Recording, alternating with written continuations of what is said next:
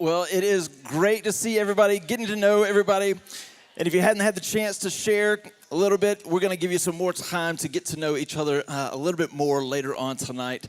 Welcome to Co-Parent Unscripted here at Woodstock City Church. We are so delighted that you decided to spend a little bit of your time with us. My name is Jared Smith. I'm one of the group's pastors here at the church. And the mission here at the church is simple. Is to lead people into a growing relationship with Jesus Christ.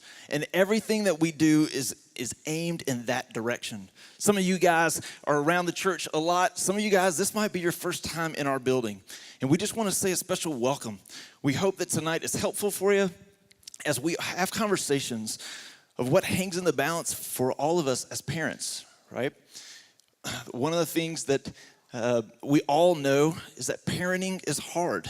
If you ask any parent, parenting is hard. But when you add the complexity of raising children in two separate homes, man, it gets so much more difficult. And so what we want to do tonight is by creating a safe environment where we can have open conversations about how we're doing in that parenting role because we know what hangs in the balance.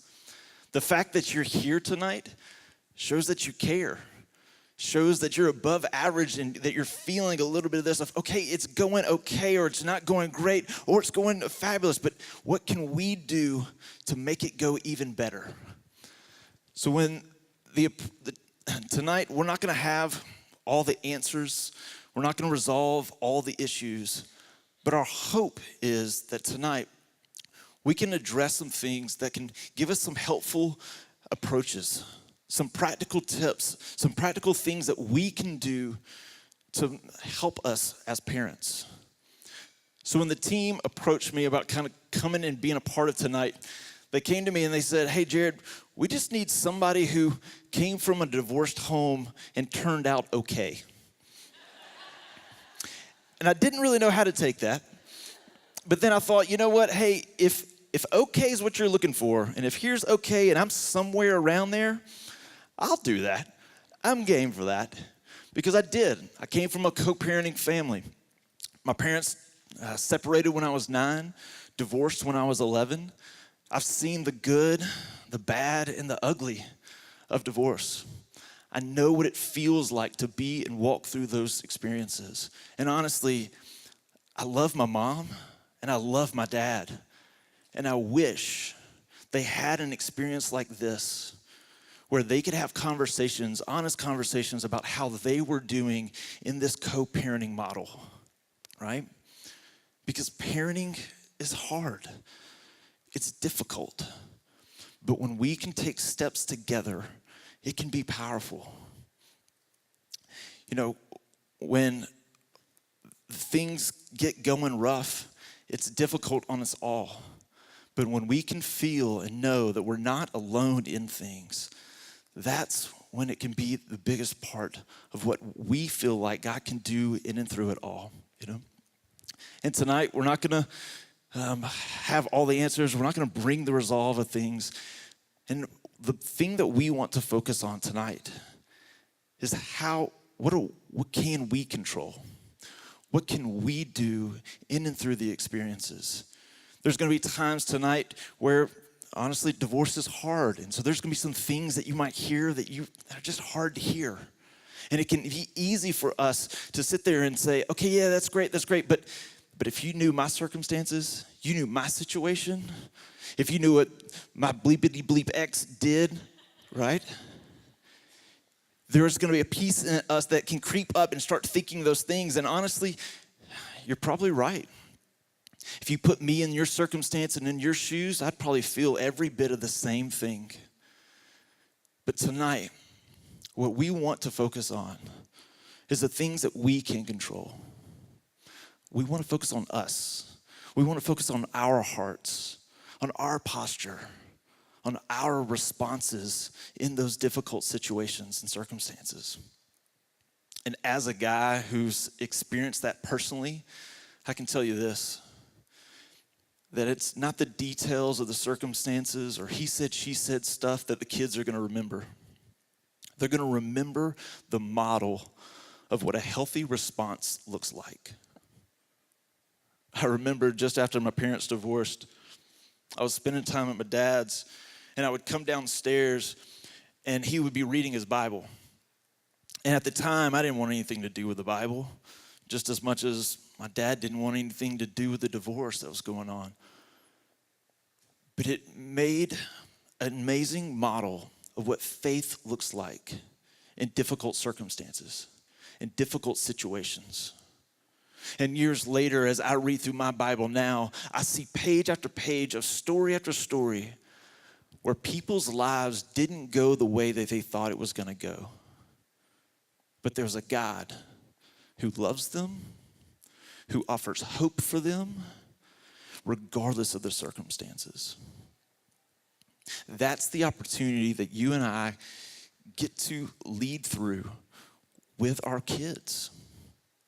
I'm raising a family now, and my kids they're leveraging every little bit of what might be the only benefit in a kid's eyes of what divorce brings. You know what I'm talking about? Double Christmases, right? Double presents, double birthdays. And they're just experiencing it just as grandkids. But those times where we can model how best to respond in the circumstances that we didn't choose always, but we find ourselves in. Our desire is that tonight that we find a hope in all of those circumstances, no matter where you are in your faith journey or where you are in being part of a church community, that tonight can be a helpful experience to take steps forward. Tonight we've got the opportunity to hear from Tammy and Daughtry. They are a fun couple out of Nashville, Tennessee, who are experts in the field.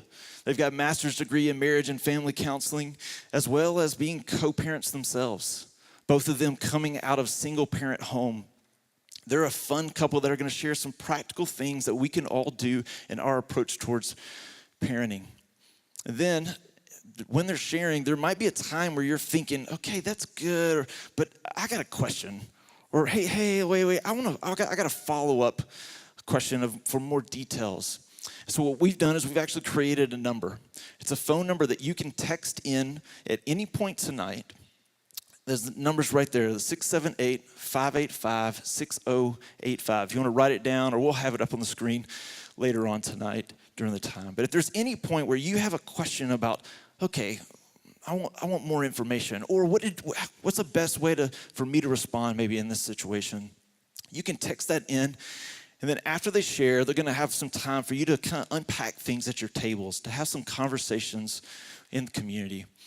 And then at the end of the night, we're going to come back up and answer as many of the questions that we can to make this as a helpful night and event for you here at Co-Parenting Unscripted. So in just a second, there's going to be a video that rolls, and then my friends Tammy and Daughtry are going to come up. And when they do, when those lights come up, can you help me out and give a very, very warm welcome to our friends Tammy and Daughtry. Thanks for being here.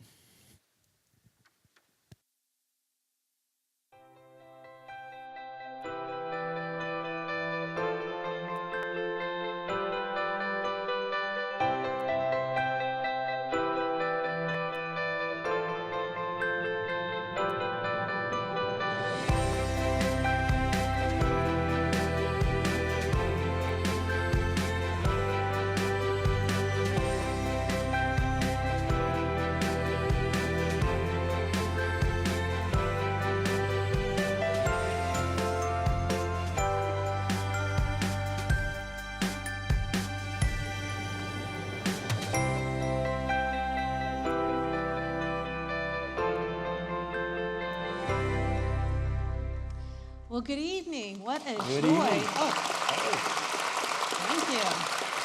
Thank you. I'd like to curtsy for you. Thank you. Now, I'll try not to talk like we're from Nashville, because really I'm from Denver. He's from Chicago. Go Broncos. Go Bears. Yeah. But thank you so much for coming out tonight. It is a joy and an honor to be with you. A little story about where we come from. 17 years ago, I was facing a divorce. I had been in counseling in an 8.5-year marriage for 5 years of that journey, fighting for my marriage. Absolutely 100% committed to never getting divorced. I come from divorce, was raised in a very complex family growing up. And so the number one thing I was going to do. I was the first valedictorian, first one to go off to college, first of a lot of things. So I was going to be the first one to have the 70-year marriage, or I guess 60, I don't know. A white picket fence. I wanted a dozen kids. That was plan A for me. Never was I going to go through a divorce. However, 17 years ago, I was separated for the first year, and when my daughter was 2, our divorce was final. So I found myself at this unexpected fork in the road. You know, I love what they called tonight the unscripted co-parent. That part of my journey was completely unscripted. Wasn't in my plan, didn't think it was in God's plan, didn't see a lot of hope in the beginning. And I'm here to say 17 years later, that little girl who I started asking the big question, how do you co-parent between 2 homes? She's got 1 heart, 2 homes. How do you do that? I had this little girl who was barely starting to talk. She was 2 and toddling around and, you know, doing what 2-year-olds do. And I wanted her to know it's okay to love your dad. You don't have to pick a favorite. It's okay to love us both. How do you do that? And so I started kind of shaking that tree with a lot of people in Nashville and around the country saying, where are the tools on healthy co-parenting? Where's the roadmap? Not just the 4-hour class that you have to take to check off the list, but where is the long-term roadmap on healthy co-parenting? Because 2 things I knew. One is I never, ever, ever wanted her to feel like she had to pick a favorite. I never wanted her to think that loving dad meant that it would upset me or that loving me would upset her dad. And I also knew that I wanted to learn from people. I was looking for tools to learn from people 5 and 10 years down the road who were already doing a great job. I believed that there was a way we could do this and not shred her childhood. And so I kind of went on this tenacious quest for information. And at the time, I was an event producer and had an event company traveling around the country doing fun events. Thought I'd retire doing events. But that big hole in my soul that couldn't find an answer, how do I co-parent well? How do I raise an amazing daughter who's going to go on and have a lifelong marriage? How do I do that? God, what? How? How do I forgive somebody that I'm very wounded by? Most likely no one will say sorry. You know, we get divorced, we don't say we're sorry anymore. How do you forgive? How do you let go? So that journey led me down a lot of roads and asking a lot of questions and kind of shaking those trees. And one day God said, Tammy, write a book, do something about it. Speak up and be a voice for kids. And I remember thinking, Lord, I'm an event producer. I have no idea how to write books. I don't know, where to even start. I help promote books and records and other things for other people, but I didn't know what to do. But I started thinking, what would I say to somebody 4 or 5 years? I was 4 or 5 years down the road. What would I say to somebody just getting started? And so I secretly started writing a book and then started doing events for parents just like yourself. I think the first one was in 2003, and we started addressing this tough topic of co-parenting. And so it's been a long, winding road, and as a single mom, I went off to grad school and wanted to get a master's in marriage and family to work with really ticked-off co-parents who don't like each other. And most of my peers in class said, you want to do what? They thought I had 3 heads. I said, kids don't have a voice in this journey. I knew that from my own experience. And I wanted to get in the mud and in the pain and the hurt with people and figure out how can we heal and get healthy and get on with stable lives as parents, and how can we raise amazing kids that are going to go on and change the world and have traditional, well-adjusted families. Near the end of grad school, I met Mr. Wonderful. I went to what I thought was a single mom's lunch at a church in Nashville. They asked me to come and give my cards out and meet all these single moms at the church. That's her story now, but we know it was just the beginning of the stalking. I was not stalking. That's okay. He always says that. It's so not true. But no, the professor who invited me in to talk, she said, Tammy, we have a double lunch once a month. This big married Sunday school does a double lunch, and we have all these single moms and kids and the couples, and we just fellowship. So it's not a big, stressful thing. Just come give out your cards, because I was starting to do my counseling practicum there at the church. So I showed up with business cards, thinking I'm going to meet all these awesome moms. Got to church that morning, and there was a really cute guy on the worship team. And I was like, Lord, I'm not here to look at men. It was the second Sunday I'd been in that church. and at the single mom lunch, ended up across the table from Mr. Wonderful. So I thought he was one of the married guys who had brought the food, but the Lord had a whole nother story, a surprise for me in that story, and he was there as a single dad. There I was, yeah, single dad, single me. Only single dad, brave enough to show up for that lunch because, I mean, let's face it, after teaching Sunday school, being on worship team twice that morning, last thing I wanted to do is go home and cook for myself and my 3 kids. You know, that's like, hey, someone's cooking for me, I will sit down and enjoy that. But it was a great opportunity because, yeah, we got good food, our kids got to enjoy, and then parents were able to sit around the tables and talk and get real about life and about what we were experiencing as single parents, the isolation that we were challenged with, the double duty that we had to do. Now, for me, I came into the single parent journey in a very different way. I lost my wife of 21 years in a car accident. And so I became a single father with 3 kids in just an instant, in a moment. Everything changed. And I was a pastor at the time, and as I said, I mean, I ended up on the other side of the desk. And experienced that whole thing in a very new way.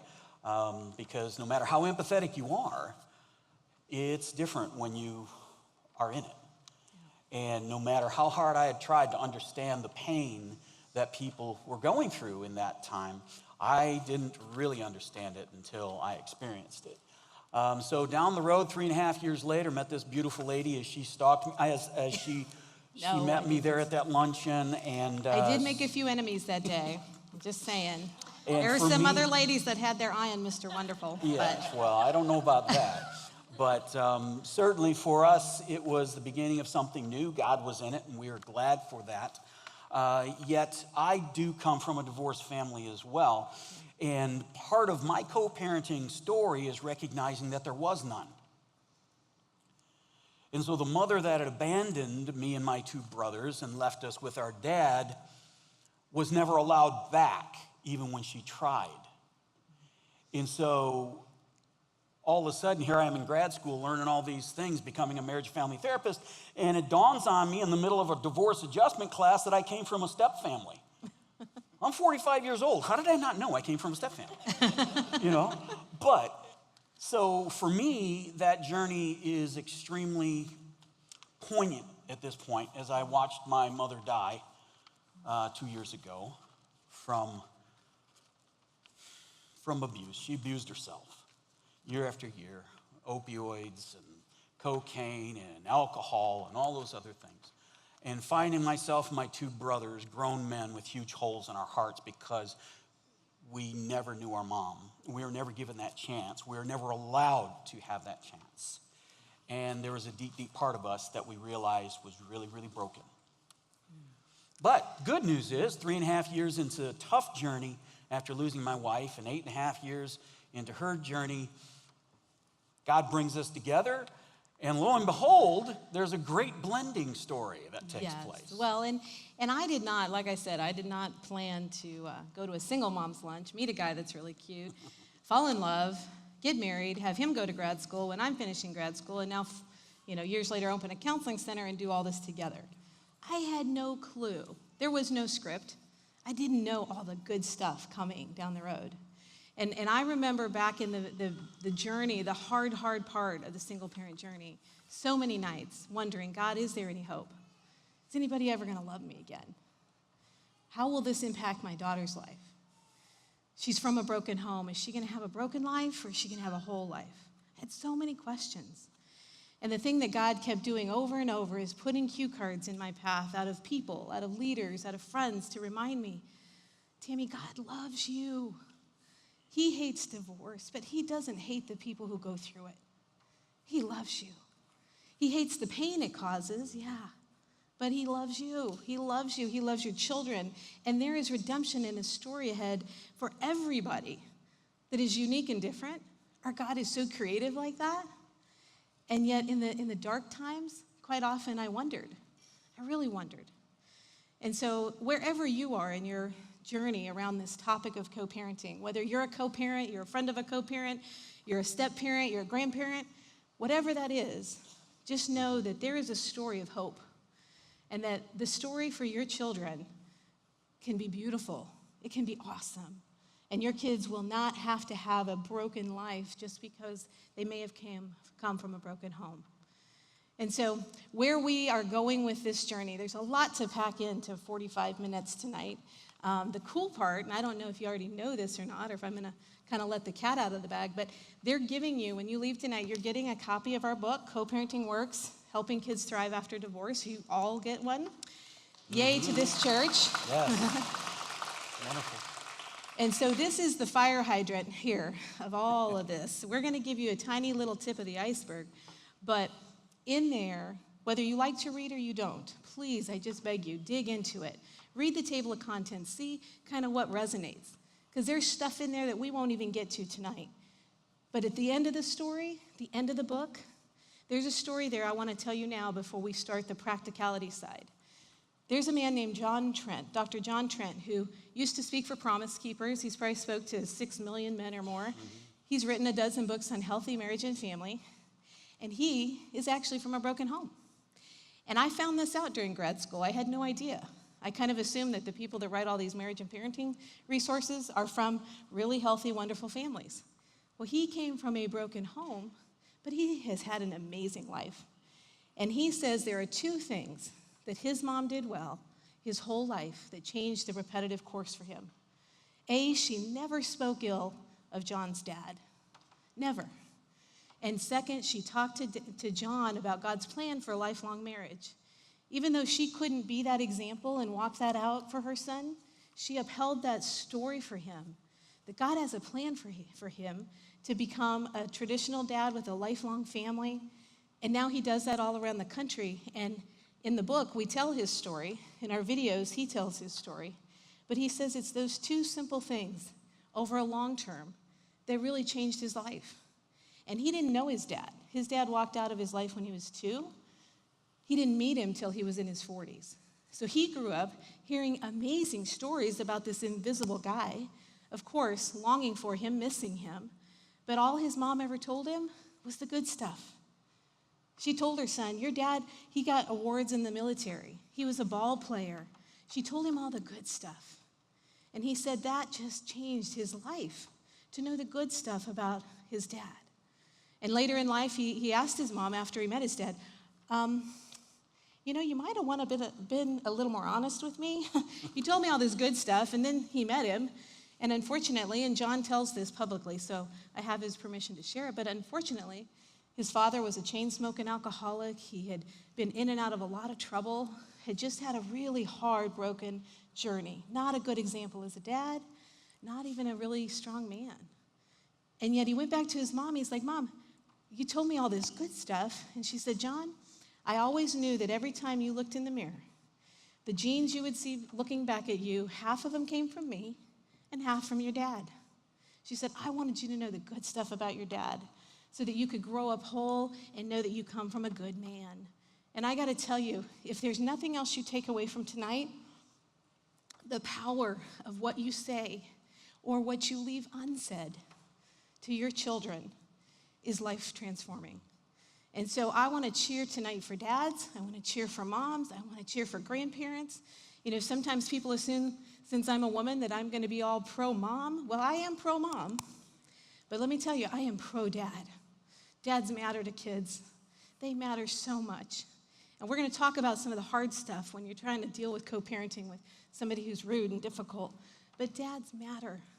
And for anybody who's really angry at the other parent, whether you're the mom or the dad, I just beg you, open up just a little bit of opportunity in your heart and your mind to hear what we have to say about how important it is that your kids get to love you both. Don't try to be the favorite. Don't try to be the one who always does everything right and wonderful and downplays the other parent.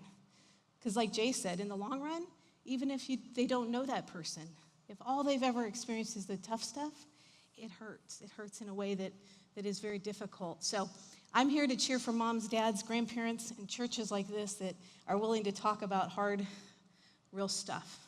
And more than anything, we're here to cheer for your kids. We're here to cheer for the children who are there in that place and needing us in the midst of all of our personal pain to continue to be parents. And that's not an easy task. So introduce our family? Yes, real quick. I think they have a picture of our fun family. There they are. We blended these kids 9 years ago. There are 4 kids, and actually that's one of our grandchildren. We actually now have 2. I think the next slide, there's our current grandkids are a little older now. He's 4, she's 2. He's the big brother. They are so much fun, and they have a little brother coming in a couple weeks. So we are grandparents now, and we've got a lot of crazy fun happening out of this unscripted surprise, I guess you'd say. And in step family math, we always say you get credit for how many kids times how many years you've been married. So we've got 4 kids and 9 years of marriage. We've done 36 years of life in this last 9 years. So anybody that grew up in a step family or is in one now, you probably understand that math, right? We Especially when you feel the ridiculous pressure and you go, I didn't think it would be this hard. Yeah. Well, you know, that's why. It's all happening at light speed. At light speed, and then some. So as we know in the general topics of life, over 55% of kids come from non-traditional families, right? Mm-hmm. So this is not new. And I am so, again, grateful for churches like Woodstock and all of the other regions of this church that want to talk about this stuff because it's real. It matters. It's not something to shun or to be embarrassed about. It just, let's get into it and talk about it and figure out how can we cheer for parents and for kids. And so 55% of them are in non-traditional homes. And uniquely, you know, when we look at America, we see ourselves as a country that's full of strong families, traditional families. There's mom, there's dad, there's the kids, and so on and so forth. Well, as of 2015, the number 1 family type in America is the step family or the blended family. And that doesn't take into account all of those families that have been created by cohabitating couples, many of who came from divorce and thought, well, I'll just avoid all this irritating, painful stuff by not getting married, and then they have children, and then they split up, and now they've got all the same pain and all the same dynamics, but more complications. So when we look at that statistic and understand that that's the makeup of America today, we're not the outliers, we're not on the fringe, we are the new normal to understand that when we're in single-parent, post-divorce life, this is a part of what we're doing right now. And what we want to do is look at it and say, okay, so if this is what's happening now, what do we do with it? Right. Because ignoring it doesn't help. Shaming, condemning doesn't help. What we want to do is understand that there is a difference between a traditional intact family with 2 bio parents and a blended family where you have a bio and a step. There's unique dynamics there that we have to understand, deal with, navigate, so that we can have a whole and healthy, happy family. And in both sides of that spectrum are what we call co-parents.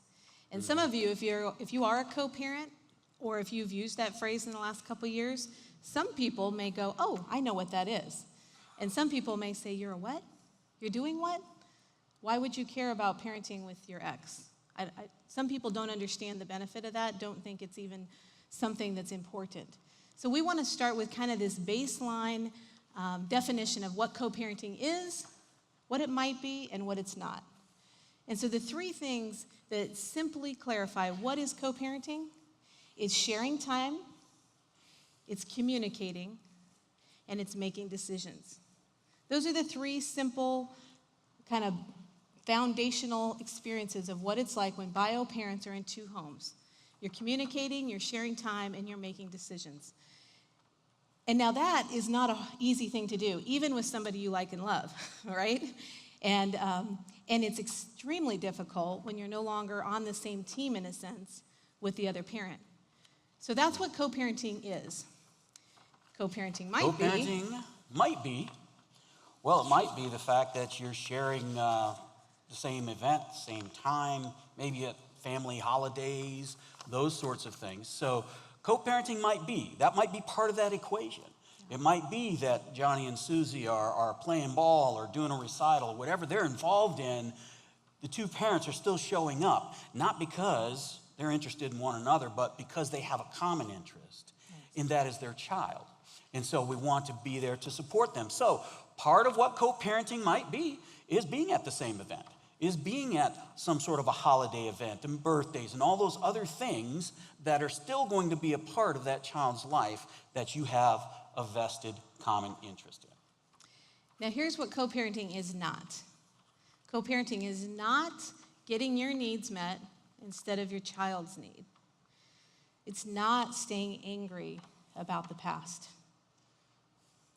It's not getting back together as husband and wife. And it's not reunifying as a family. Now, in some rare cases, there is hope that couples can reconcile. So let me put a little caveat there. There are a few that we've worked with and we've heard of that go down these dark, hard roads, and yet somewhere in the future, there's a restoration. So there could be a little hope someday. But today we're going to talk practical brass tacks. We're no longer a family. We're sometimes not even friends. Most likely we start out as enemies.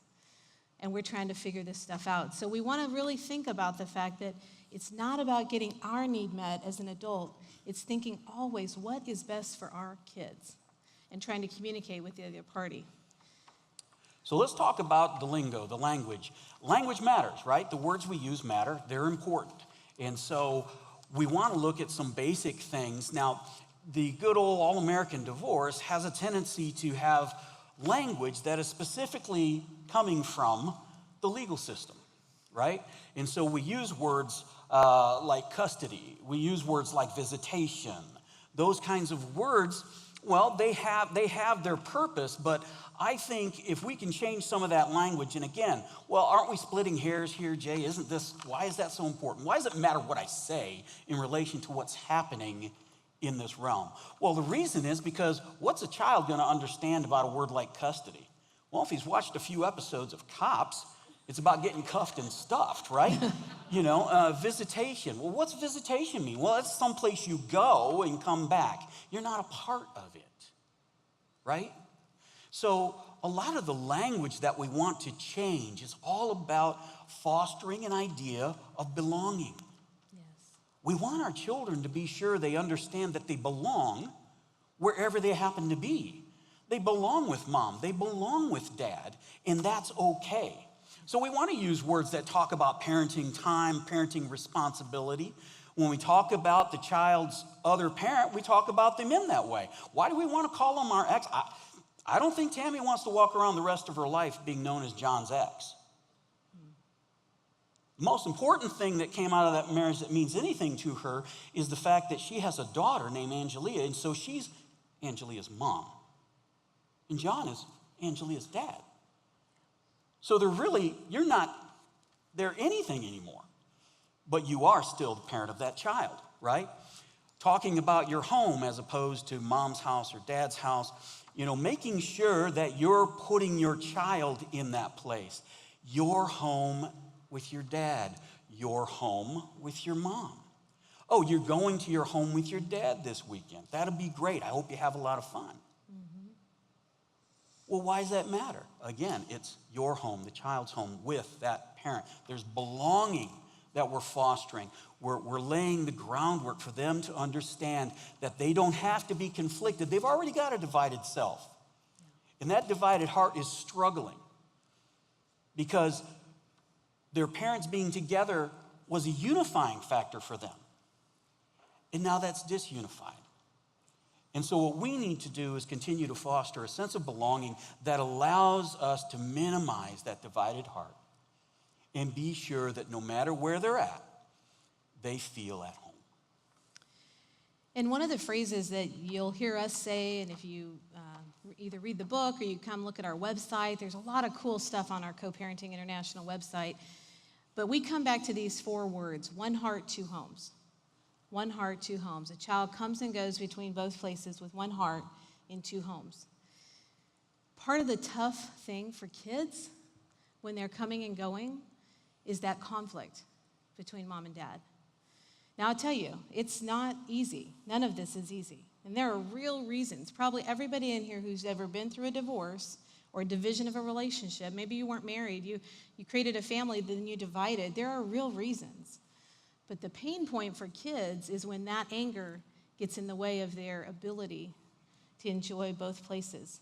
So this is the challenge for us, to be able to walk that fine line between what's personal and what's parental. To find a way to do that, to find strategies, to find people and places to go who can help and encourage, where we can spill out all that difficult stuff so that we can come back to our children and be the parent that they need us to be. Because it's hard.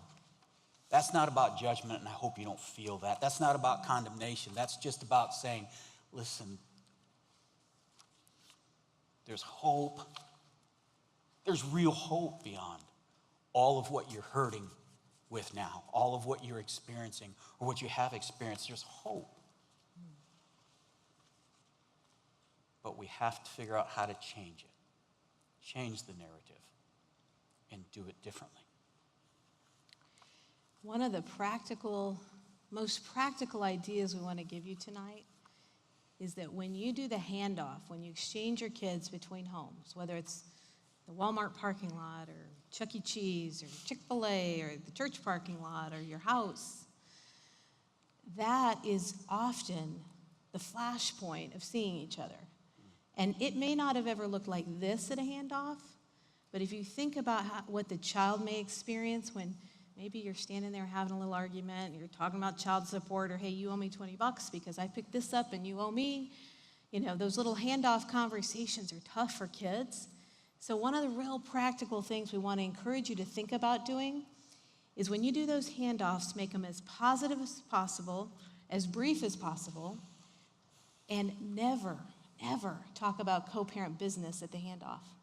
Don't talk about calendars and switching weekends. Don't talk about who's going to get next Tuesday because you've got to take a trip out of town and is grandma going to pick him up or is the other aunt going to do it. Don't do that stuff there. If there's one thing I did right 17 years ago is I asked my daughter's dad, I said, can we please make a commitment to never, ever, ever, ever, ever, ever talk about business at the handoff? Because I knew that was going to be the common time we were together for thousands of experiences for her life. And I wanted to protect her from potentially having moments like that.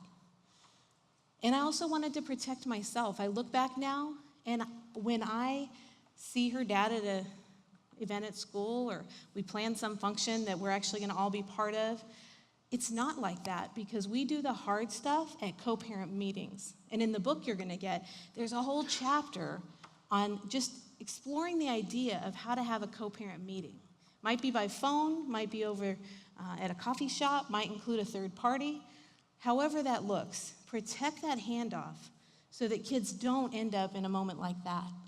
Because like Jay said, nobody ever wants to lash out and forget our kids in our conflict. That's never our desire. But again, those flashpoints can come up when we're exchanging kids. So consider that idea. And again, you can read more about that idea in the book. And real quickly, we're going to give you one other interesting piece of knowledge that I found in grad school. And I thought, man, this would have been really helpful at the beginning. It's called the 5 categories of co-parenting. And I didn't know they've actually got categories for this stuff, right? It just kind of seemed like a big pile of messy spaghetti and stuff was flying everywhere. Well, there's actually categories. And again, the book goes through a deep dive on it, but how we interact and how we communicate with each other as bio parents is where we determines what category we land in. So really quick, the 5 are perfect pals. These are like co-parents that get along, they travel together, they might even still own a business together. They see each other, they consider each other friends. Perfect pals.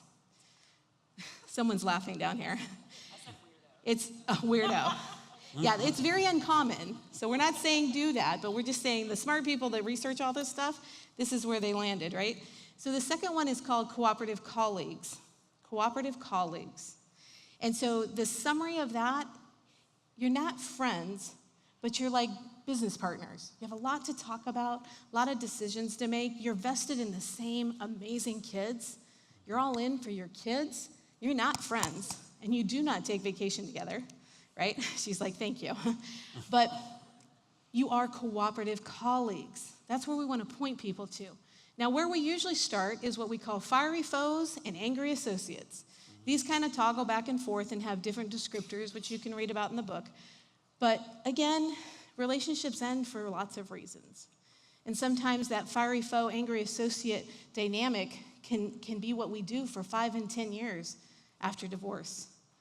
It can show up 10 years, 20 years later when kids are getting married and exes are still at war. They might not have exchanged a child support check in years, but they're still at war. And then the last one is called dissolved duos. And this is where maybe one co-parent just voluntarily or for different reasons is completely out of the picture, and they're dissolved duos. Now, some of you are like, oh, sign me up for that one. Come on, you can laugh. It's okay. Working and communicating and getting along with and making decisions with a person who we used to be married to and we're not anymore, it's hard. That's not our favorite thing to do in a day or a month. But it's important because if you look at those categories down between angry, fiery, and dissolved, quite often what happens when mom and dad are not communicating consistently and they're not interacting in a healthy way, then the kids get stuck in the middle. And so quite often, they become the messenger. They become the spy. Go tell me what's going on at dad's house. Oh, mom has a new boyfriend? Well, who's he and what's he about? That's not where we ever want to put our kids. And so when we do a quick application of these 5 categories for what happens to children, perfect pals, those kids are confused. It's really confusing. I think they're going to put that up there next. Yes, what is the child experiencing? They're confused. You're not married anymore, but you still go on vacation and you hang out all the time and we do Christmas all the time the same. It's not necessarily horrible, but it's confusing for kids who then later in life, how do they know the difference between healthy marriage and whatever this is? The second one, these kids feel free. They have the freedom to love mom and dad. They have the freedom to be kids. They get to enjoy their childhood. They don't have to worry at the football game or the basketball practice that mom and dad are going to make a scene. Because mom and dad are being mature, reasonable adults and communicating consistently and having healthy interaction. So kids are free. They don't have to pick a favorite. They don't have to worry what's going to happen if they're all at my graduation or at my wedding.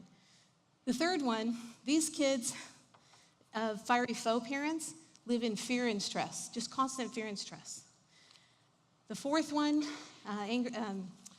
they become parentified. Again, like I said earlier, parents don't communicate, they're not working together.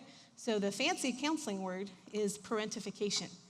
Kids as young as 7, 8, 9 years old become the third parent, having to handle child support or make decisions or get forms signed from school or, gosh, I want to go to volleyball camp. Well, your dad has to pay half, call him. That's not a kid's job. And then the last one, those kids, they just are abandoned. And so where we want to point parents to in your cooperative co-parenting, you're not there today maybe, but in the book, dig into that stuff and use these terms with your co-parent. I don't know if you can get a book, buy them a book. If your co-parent's not here tonight, share these terms with them and tell them this crazy lady came to this event and talked about the fact that we're actually supposed to communicate and get along. Not because we like each other, but because we love our kids.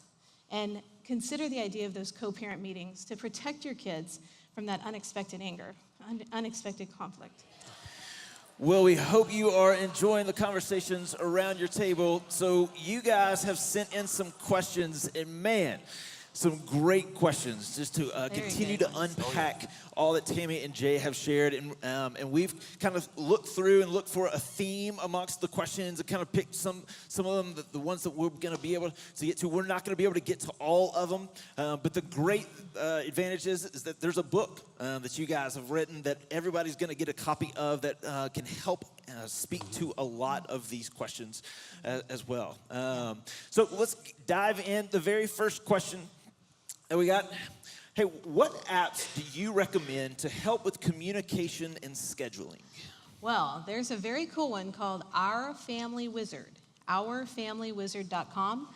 And it's a great tool. You can share schedules, transition time, you can exchange receipts, pay each other back for stuff. But here's the really cool thing. It actually has a messaging system. And I always, if I would have known about this tool 17 years ago, we would have done that and only that. Because it comes through your phone, your computer, so you can use it Instead of texting and email, you put everything in one place. All of that's one place, right? So you can't remember, oh, did we exchange next Thursday for next Friday? Oh, I forgot. It's all there. But the really cool part is there's a tone meter. So when you're writing an email or a message to your co-parent, no, for real. Okay, I like these people. They're honest. They've had some sugar. So it will red light it if you're writing something in a way that's most likely going to get you a hostile response. So there's a red, yellow, or green light that helps you figure out, is there a better way to ask this question or to share this information? Because it's a smart software. So check it out, ourfamilywizard.com, and it's a really good tool for people who are already cooperative colleagues. It puts all of it in one place. It's super easy. But for those that are in that fiery folk, angry associate, and especially dissolved duo, it's a really helpful tool. Some guardrails. Yeah, put some guardrails on it. Absolutely. Yeah. A helpful resource, definitely. This next question is one that we had a kind of common theme, a lot of different, the question got asked a lot of different ways. How do you move from angry associates to cooperative colleagues when the other parent may not want to? In those categories, how do you move up those? It's kind of a double question there. And, based on understanding what the research was looking at, when they categorized these folks, they were looking at two main factors: interaction, communication. And what they wanted to find out is at what level was the interaction and communication? Was it good? Was it quality? Was it consistent? What was the communication like? Did they do it often? When they did it blow up? What did all that look like? So in simplest terms, if you find yourself looking at things, now this is important too, okay? You're not in one category and they're in a different one. I can't tell you how many people go, well, I'm a cooperative colleague, but he is an angry associate. No. This is about relational quality, right? And so it's both of you together. It's that relationship. What's happening in that relationship? So if you find yourself at that angry associate, that fiery folk kind of place, two basic things you can look at is, how can I improve our communication? And very simply, all we're trying to say is the consistency and the quality of that communication. Making sure that the focus of the communication is always about what's happening with our kids, right? That's the focus of the communication, nothing else, okay? So keeping that laser focus on what's happening with our kids, what's going on with them socially, what's going on academically, and so on and so forth, right? So communication. You want to keep it focused, and it's about the consistency and the quality. Same thing with interactions, right?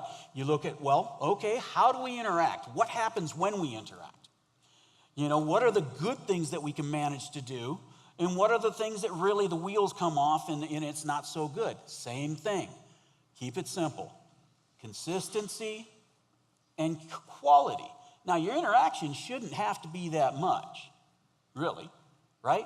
And so you don't have to look for that perfect pals kind of thing where you're going to dinner together and sharing vacations and all that. No. What you want is moderate interaction, and the reason you only have moderate interactions is because those interactions always have to do with the kids. What's happening with the kids? The only reason you're interacting is because the kids are involved, right? But you do have to have high quality. You have to make sure that the interaction, as far as you are able on your side of it, to be able to do so, you've got to make sure that you're doing everything you can to make sure that the interaction stays at a place that you can say that was a decent interaction, that was a quality interaction. Maybe there wasn't a lot that happened there, but at least nothing bad happened, nothing blew up, nothing went sideways. And I'll also say, that you can't control the other person, right? You can't make them change. You can't make them want to change. And the truth is, they may never change. They may never read a book or come to a class or carry a hill of beans about cooperative co-parenting. But you keep doing the right thing all the time, over and over and over again.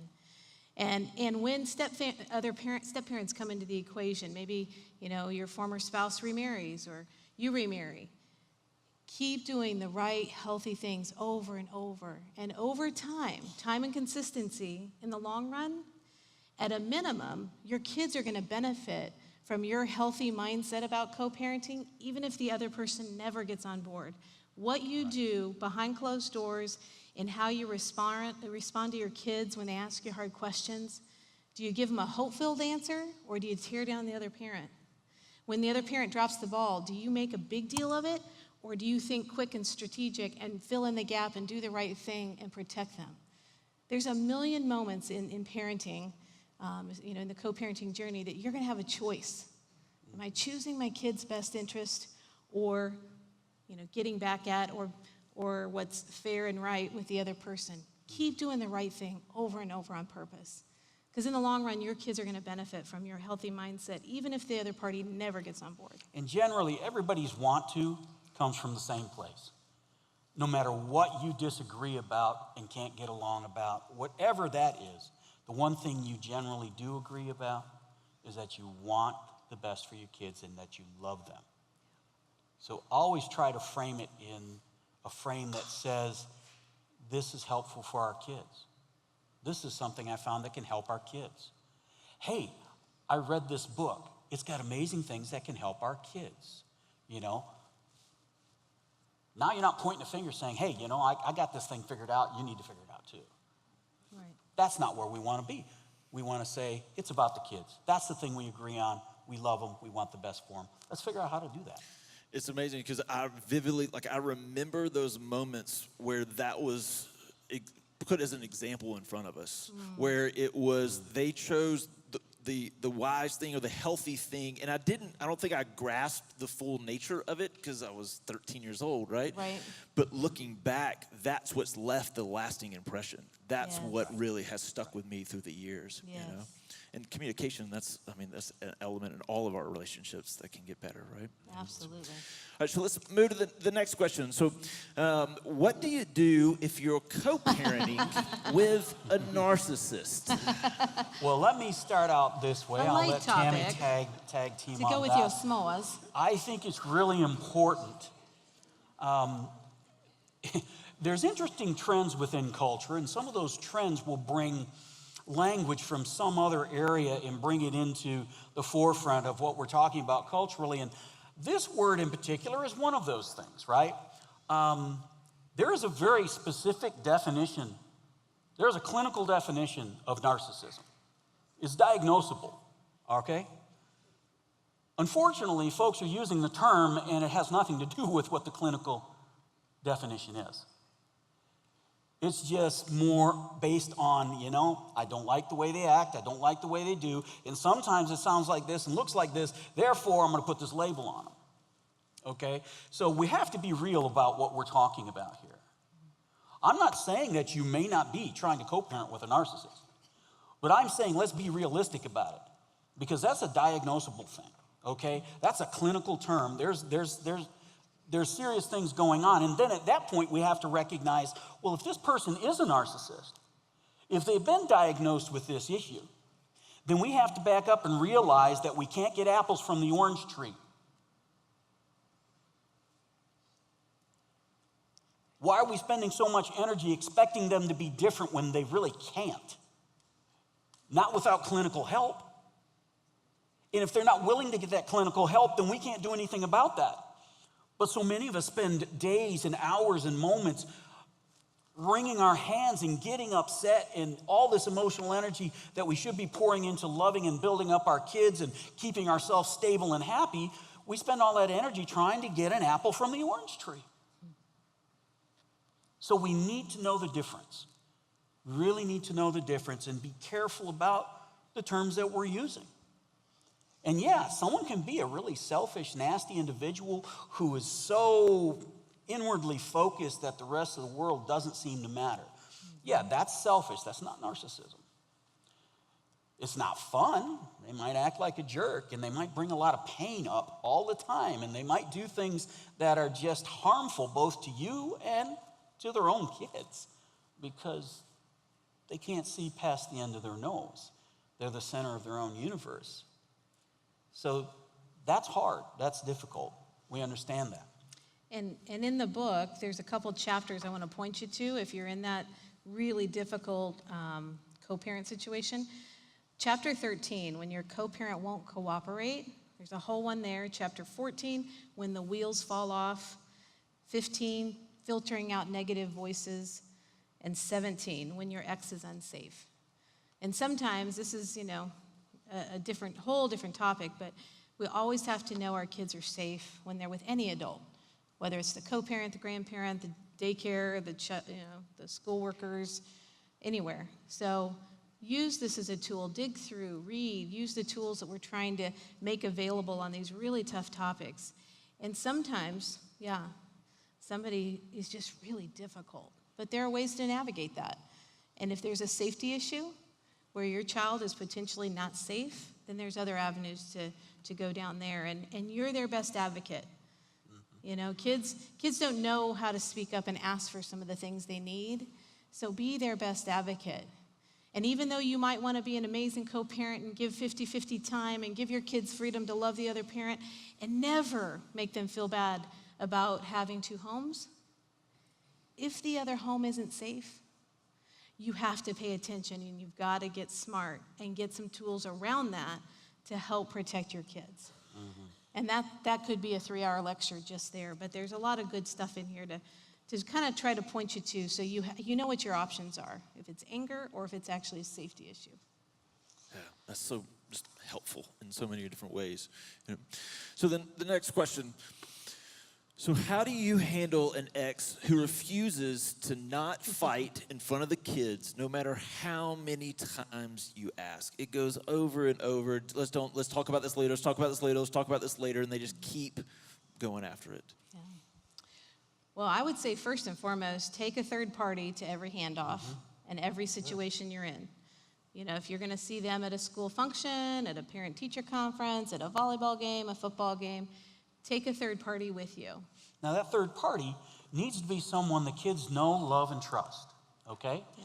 Because it may be so volatile that they go with you and they're actually making the handoff while you stay in the car. And, of course, the kids need to know that it's okay. The kids need to know that this person is someone that they love and trust and they feel comfortable with in this process. And if it's at that point, that's what you have to do sometimes. If it gets dangerous, where those handoffs become really traumatic, and maybe you don't feel safe, then I would enlist a third party professionally to consider, how do we do this different? And it's not an easy road to map out.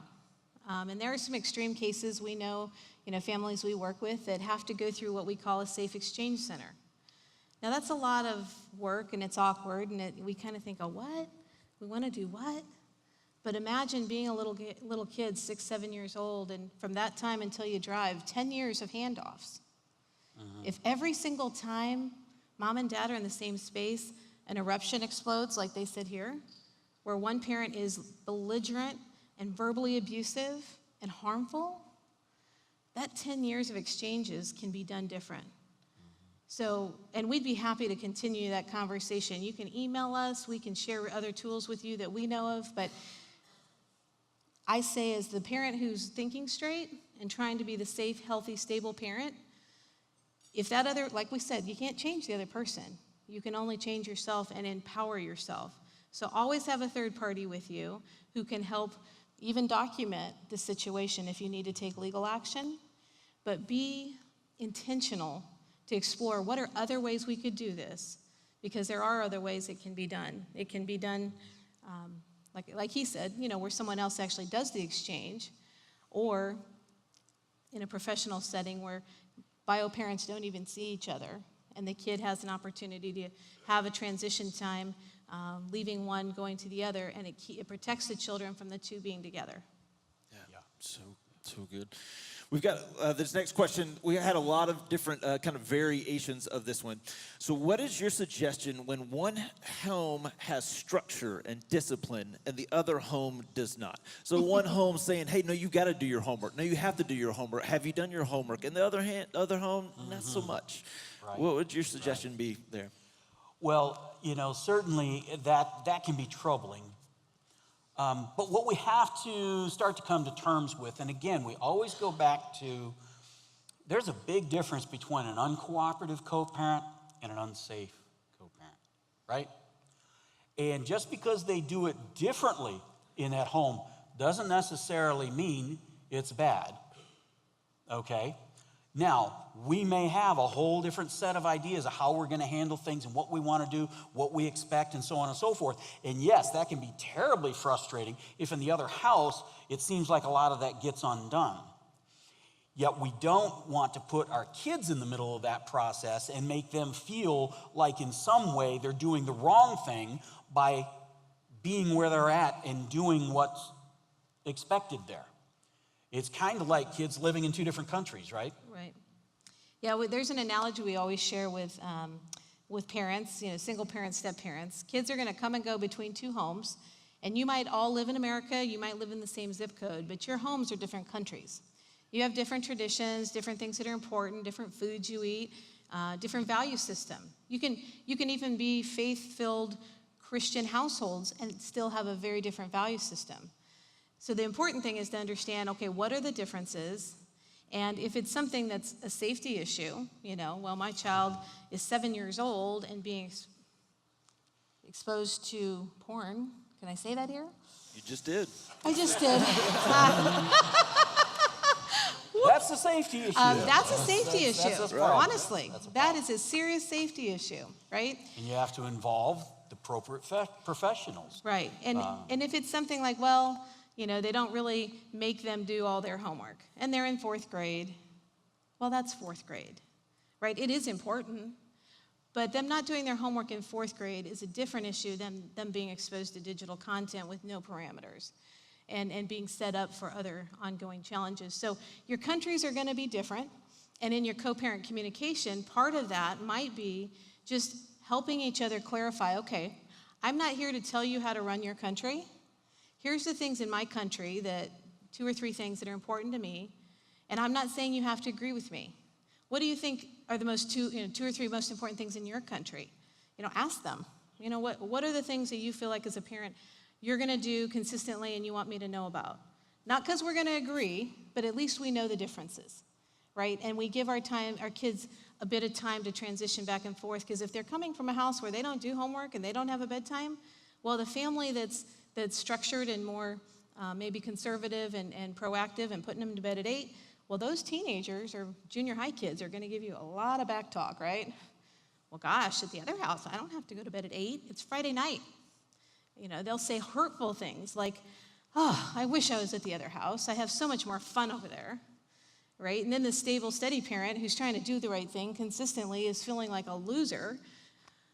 Yet remind yourself, in those hard moments of parenting, being a good parent, you're not going to be your kid's favorite ever. It's not personal. It's not personal. It's parenting. It's parenting, right? And if you think back to being 12, 13 years old, whatever your family story looked like, the adults in your life who gave you boundaries and said, you know what, Tom, it's time to go to bed. Or Sally, no, you're only 12. You can't go out on a Friday night till 10 o'clock.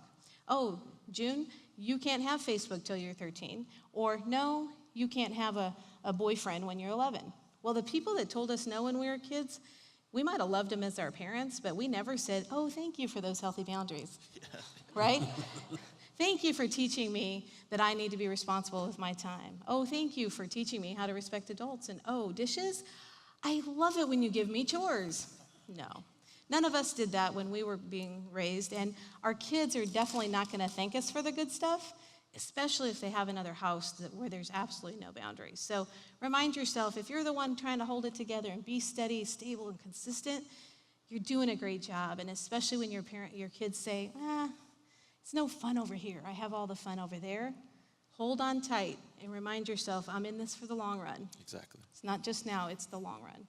Exactly, because they'll pick it up. They might not appreciate it now, but then years later, they'll Yes. see and appreciate it. Hey, so we've got Absolutely. time for one more question, and it's this.